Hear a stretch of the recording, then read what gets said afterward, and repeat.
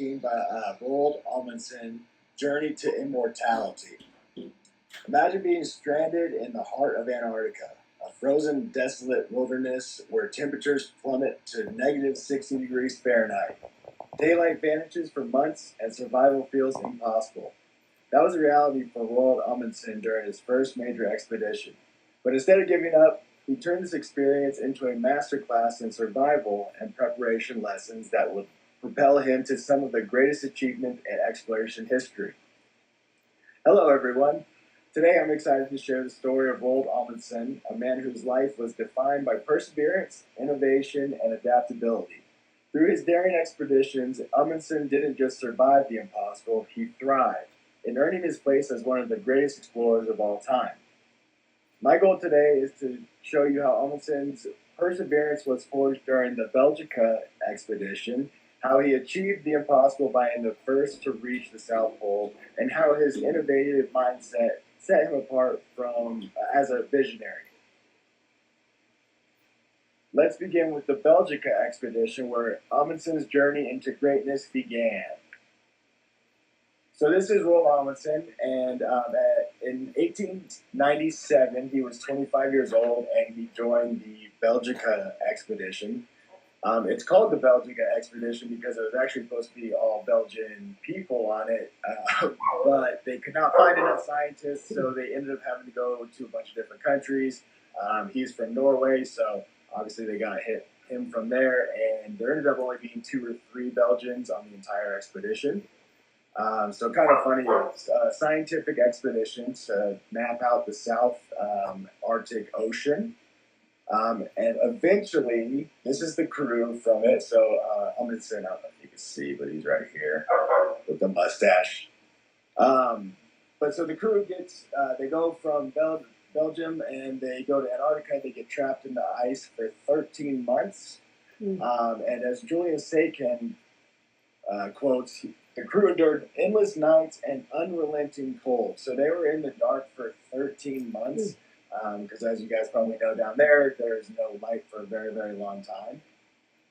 Amundsen's role, he was responsible, he was the second officer, and he was responsible for kind of keeping the morale up of people. During the time being trapped in the ice, they literally couldn't move, there's nothing out there, so they started to get scurvy. So he was one of the ones that helped everybody stay calm, resourceful. He actually invented or implicated some of these life-saving techniques, which was eating seal meat to help them with scurvy. He also was able to convince them to eat penguins too, which are really gross, fatty, and they don't taste good, but they staved off the scurvy for a while. And then as Julian also quotes, Amundsen's calm, methodical nature became a source of strength.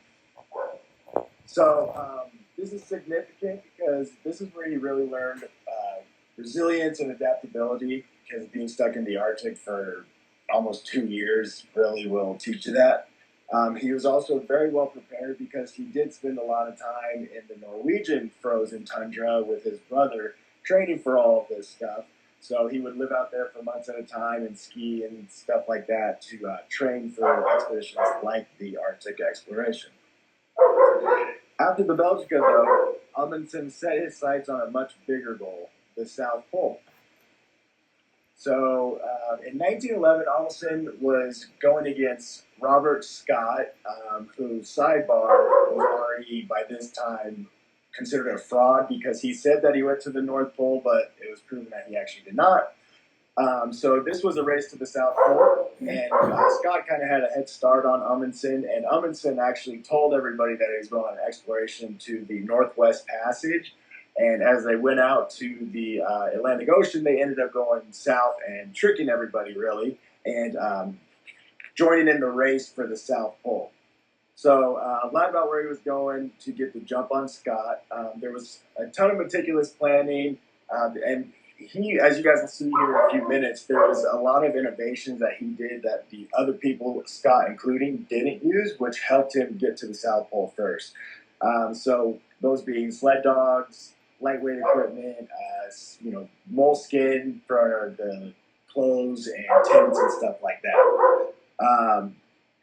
Scott, on the other hand, he relied on like horses, ponies, motorized sledges. There was a lot of failures with these because all of those things were very heavy. They cost a lot of energy to feed the horses, take care of the horses. They stunk, everything like that. Whereas dogs were a lot easier to take care of. And unfortunately, they would kill the dog and eat it if they needed to in a pinch. Whereas horses weren't as nutritious for that. So Amundsen's journey, it was 1,866 miles in 99 days, as History.com has it. Temperatures were as low as negative 70 degrees Fahrenheit. There was relentless winds and challenging terrain, as in the Arctic it's so vast and white that you literally will fall down a crevasse that you can't even see like right in front of you because of the perception it plays on your eyes. And then as a result, on December 14th, 1911, Amundsen reaches the South Pole and plants the Norwegian flag, which is what this is a picture of. That's Amundsen and his crew. And Stephen Bowen states, Amundsen's ability to plan for every detail gave him an edge over Scott. This is the first recorded history to reach the South Pole. This is a triumph of perseverance and preparation. Beyond perseverance, Amundsen's innovative mindset set him apart. As I already kind of mentioned, he had a couple of different things to stand out from his other explorers. Really quick though, this is Scott a few days later finding the South Pole. It was actually 5 weeks later, and Amundsen left him a note basically saying, I got it first. So yeah, kind of fun. Okay, so these are some of the stuff that Amundsen innovated, really. So he lived with the Inuit people for a while, and he took from them techniques like the sled dogs, animal clothing, and igloos. Like National Geographic states, Inuit methods gave him an edge over his rivals.